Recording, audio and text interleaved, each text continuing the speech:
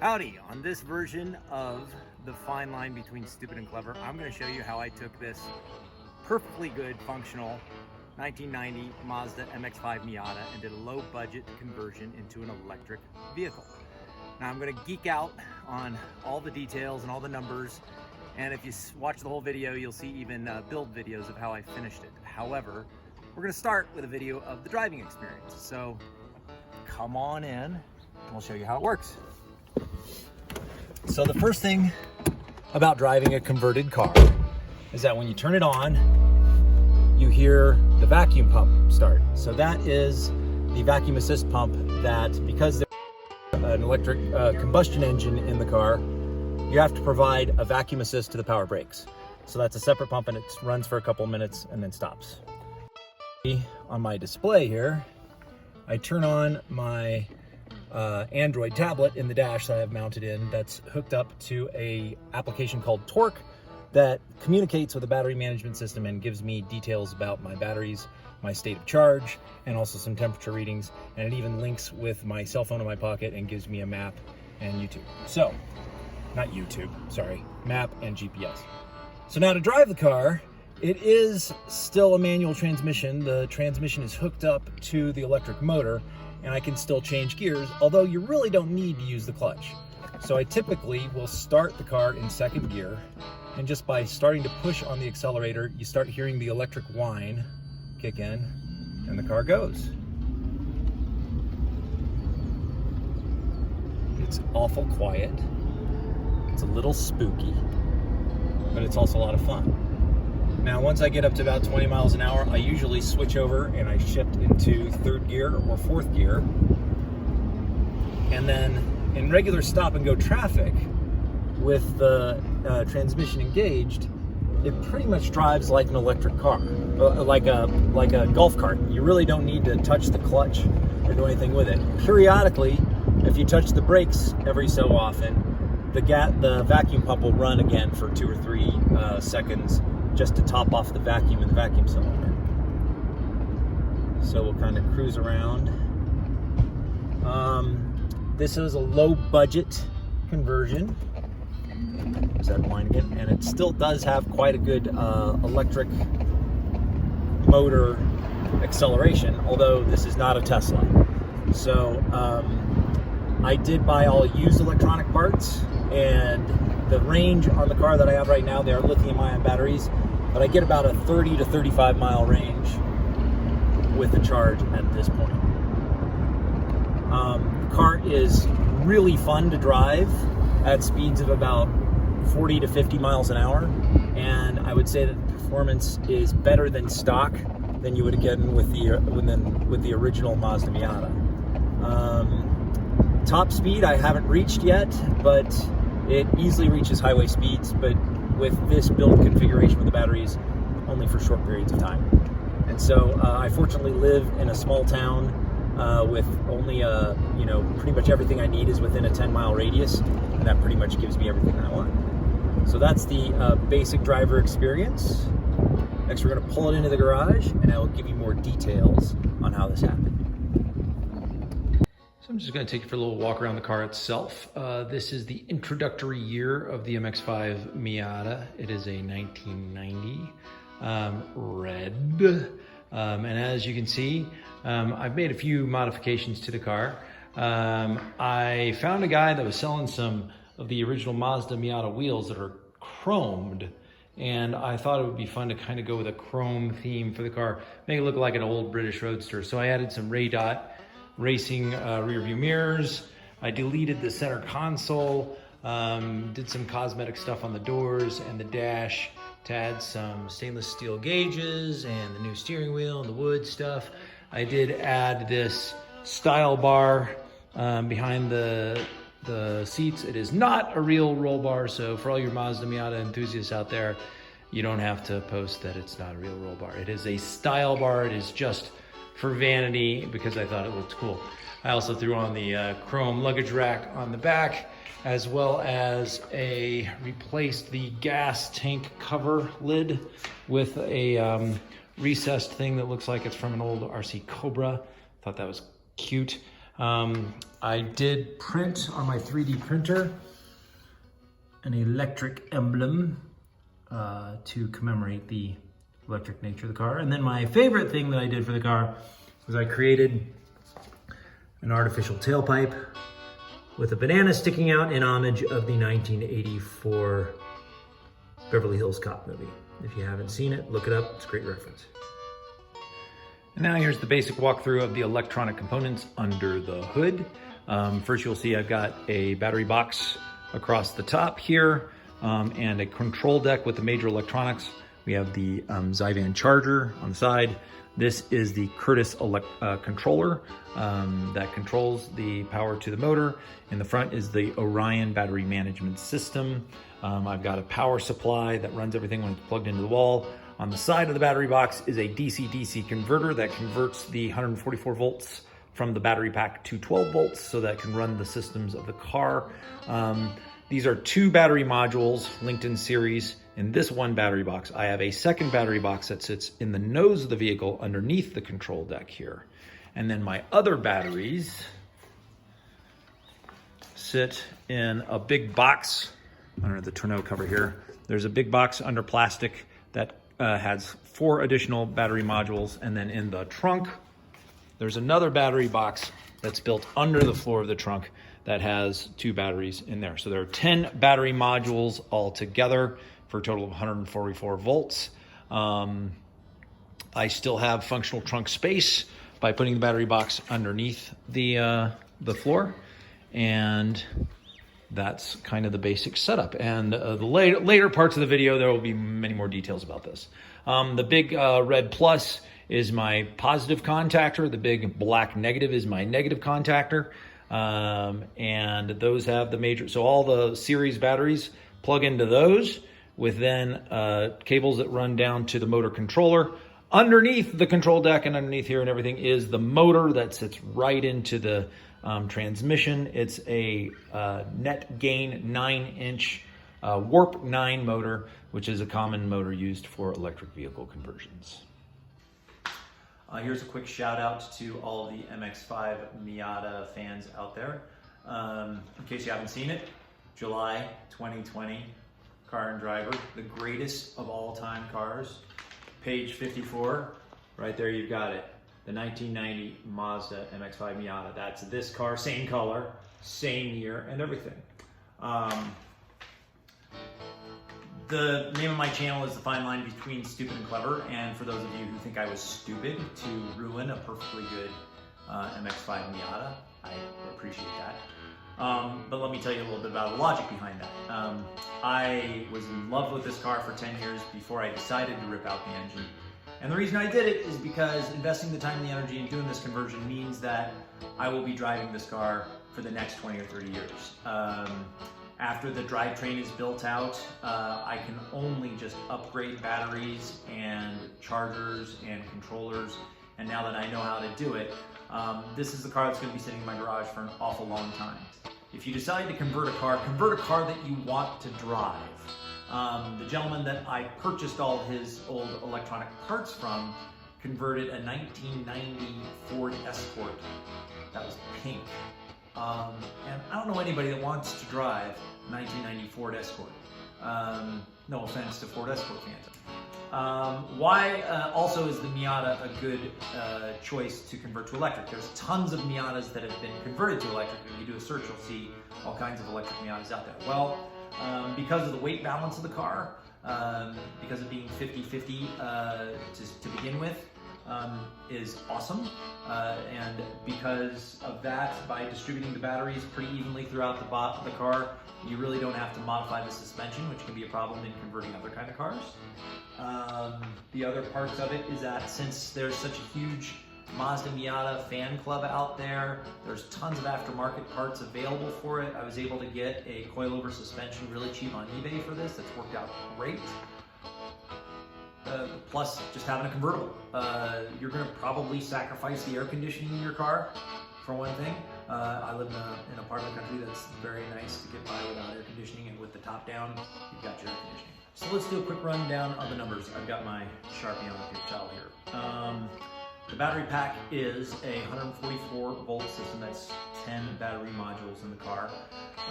It's 19 kilowatt hours. The total range on the car, if those batteries were brand new, might have been around 50 to 60 miles, but where I'm at, I'm actually getting about 30 to 40 miles on it. It has a very basic charger, so I only have level 1 charging. I can't pull up to a charging station and plug into the Tesla charger. I can bring it home, plug into my house circuit, 120 volts. It pulls about a current of 9 amps while it's charging, so I've actually tripped the breaker on the garage a few times, but it charges about 8 hours overnight. And for my purposes and to get started, that's great. I haven't figured out the top speed on it yet and the maximum range because I just don't want to put myself in a bad situation. What did I pay for all this? We researched and looked for used parts and found a completely converted 1990 Ford Escort with all of these components. But I bought that car in its complete build for $5,500, harvested all the parts of it, donated the old car, and then with some upgrades and consulting fees, I put in about another $2,500. So my total output costs were close to between $8,500 and $9,000. Now, the day after I registered it in the state of Colorado as an electric vehicle, I got a $5,000 tax credit. This has been the white whale project of my life. It took about 2.5 years total to do it. I am not a mechanical engineer or an electrical engineer. I'm just a standard tinkerer. I've got a basic science education. So keep that in mind. If you decide to do this and you're not an electrical engineer, make sure you got a good consultant to do it. So here's a couple of photos of the donor electric vehicle. I could tell right away that I was not going to be able to follow the previous owner's design and needed to kind of come up with my own design pretty quickly, hence my need to get myself a good consultant that can draw me up a wiring diagram that I can make some sense out of. So just taking a look at the spaghetti in this plastic box that he had stuck in the top of the car is a testament to that. Got the engine out with a engine hoist from Harbor Freight that I sold for a few $100s after using it just once, which was pretty easy to do. So once I had all of the electronic components harvested from the other car, it was time to get the gasoline engine out of the Miata.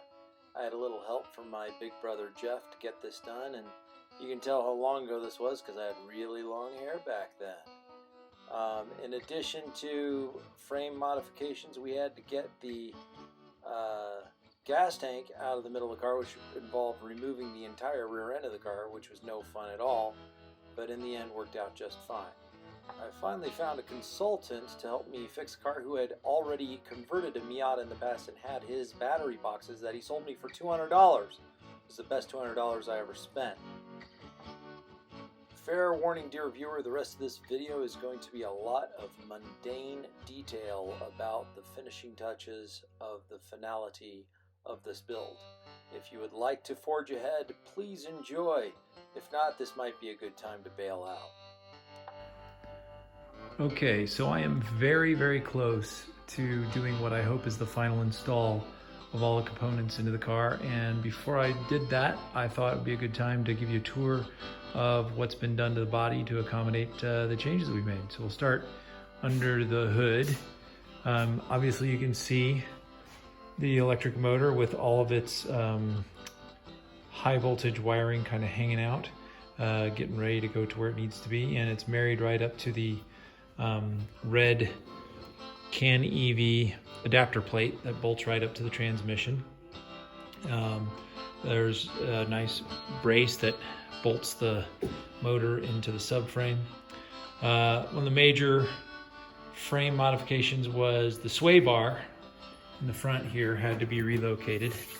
So you can see that these braces were welded onto the frame to lower the sway bar so that the front battery box, the nose battery box, will fit in right in over that bar and in the front of the car. Additionally, you'll see some components here. The pot box. There's this box here at the back of the firewall. That is what the accelerator cable hooks into and sends signals to the Curtis controller to tell it how much gas to give it. In this container here with rubber gaskets holding it in is a vacuum pump that has a vacuum switch hooked up to vacuum canister that's on the other assembly that uses an electric vacuum pump to add vacuum to the brake assist and the brake cylinder there. So that is pretty much all you can see of the front. Now, the power steering of the car was deleted, so you can kind of see the tubing kinked around over on itself back here. Is just a simple delete process that lots of people do that to Miatas. The race guys like to get rid of the power steering just for more power. So apparently it drives just fine without the power steering, but we'll find out. Additionally, while I was redoing the car, I did replace the suspension with a inexpensive coilover adjustable coilover suspension that I got off eBay. So now as we go around to look at the middle of the car, first thing you'll notice is that where the gas tank used to be, I had to cut a big hole and put in a big battery box. The process to take out the gas tank in the Miata is a little bit complicated. In fact, it involves taking off the whole rear end and dropping the gas tank out from underneath the car, which wasn't as intimidating as I thought, but it was just fine. I have routed wiring from the front of the car here to the voltage tap harnesses for each of the batteries that will be in this battery box and also in the trunk battery box. To the trunk, see that a big panel was cut out of the trunk to put the trunk battery box. Here are my high voltage cables coming from under the car, including my charging cable, which is the yellow cable. This is my 12 volt cable that goes to the 12 volt battery that also connects into the battery management system, and a couple of the high voltage cables that connect the battery packs from the front to the back. My charging cable is conveniently located under the gas cap. Kind of cute. And there we go. So those are the body modifications, but let me show you the modifications in the mock-up of the actual system and the controls without the batteries. And all the battery modules are sitting over there on the rack. They are all wired up with their individual voltage cell taps and ready to be installed. And then the main components of the build are right here. On the floor is the nose battery box, where those wires that are just dangling here, these are going to be geographically located just above this red control deck with the components. On the control deck, I have the Zyban charger, the Orion BMS, battery management system, the Curtis controller. I have a power supply, I have relays for all of these.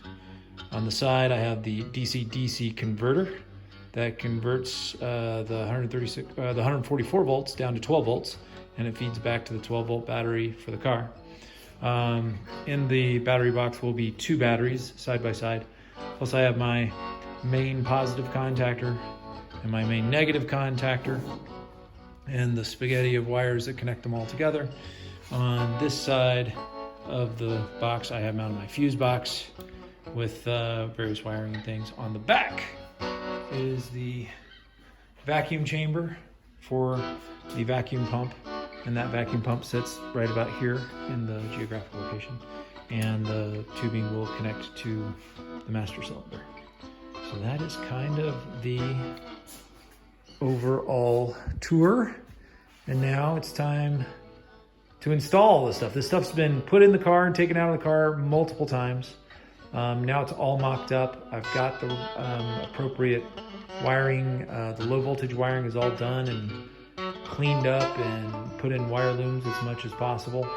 But we'll see how it looks. This pile of wires here over on the table, this is all the stuff that's going to go through the firewall into the cabin and hook up to the display.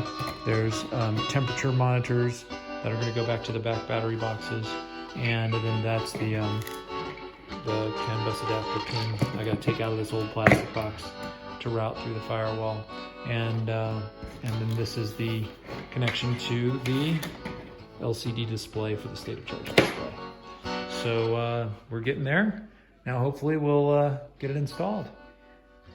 All right, so the installation has begun. I got the nose box in and it went fairly well. Nothing, I wish I could say everything fit like a glove, but with this kind of fabrication, it takes a little bit of adjusting. So this is the last time I'm going to see this. This is the plastic cover I have for the batteries, thank goodness. But now I've upped the ante in danger because I now have two 14-volt modules hooked together because they're going to be covered and I will not have access to these throughout the rest of the build. And I've got my high voltage cables coming in from under the car over on the passenger side there, and here at the driver's side I've got my cable that's going to go up to the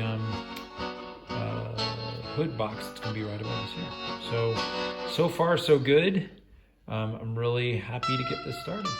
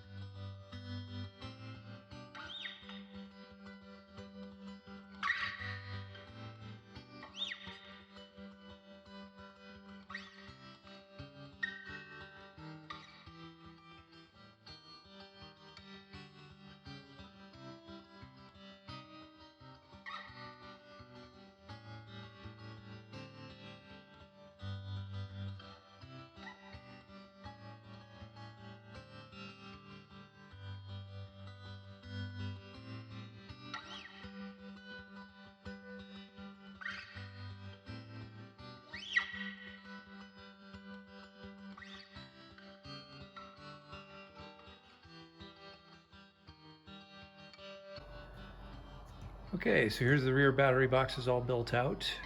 Everything is in place. The only thing that is not installed yet are these S-bars. The S-bars that will go in between the two consecutive battery modules. And that way, just for testing, coming up, I will be able to just use alligator clips between those for testing the voltage tap wiring and everything before we flip the switch on the thing and try it out. So you'll also see I've got this voltage disconnect that's wired in between the 6th and the 7th batteries. So it splits the battery pack between 4 batteries and 6 batteries. So when working on the car, you can disconnect half the batteries at a time, or 6 out of 10, which is a little bit safer. That's a nice little safety feature. You see all the BMS wiring taps are on the modules. The modules are secured down with security straps. And then once again, got everything tucked away under the hood. All the low voltage wiring is done. It's just time to get my consultant out here with his testing equipment and see if things work. So I thought I'd do a last video showing you how I plug in to charge. Not very exciting. In my gasoline port here, I have the cable for the charging cable right there. I got it plugged into the house or wall socket right over on the wall. We plug her in and listen. You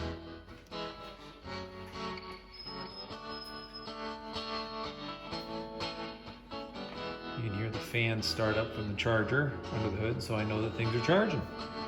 Now, additionally, I've got my USB cable plugged into the CAN bus adapter underneath the side of the dash that communicates with the BMS. And I've got my Orion BMS software up here on the PC computer, and we'll just connect to the BMS with the CAN bus adapter here and confirm that I've got a couple of trouble codes that we're still trying to flush out. weak cell codes that happen on all the cells on the battery pack. So I think it's just a settings issue. I'm working with my consultant on that. I can look at the live cell data here, and I can see that the pack current is a negative 10.1 amps, which means it's drawn 10 amps from the house circuit. The pack voltage is pretty low at 130, and its state of charge is 42.5%. And this will take about 8 hours to get all the way back up to full charge. So that's going to wind up my second video for the fine line between stupid and clever. If you made it to the end of the whole video, congratulations. I hope you liked it. If you liked it, leave a comment. If you absolutely hated it and you want to spew some vile substance to make you feel better, go ahead. If you feel like subscribing, I don't really care, but I'm going to keep making some videos because they're a lot of fun. Anyway, you do you, and I'll see you next time.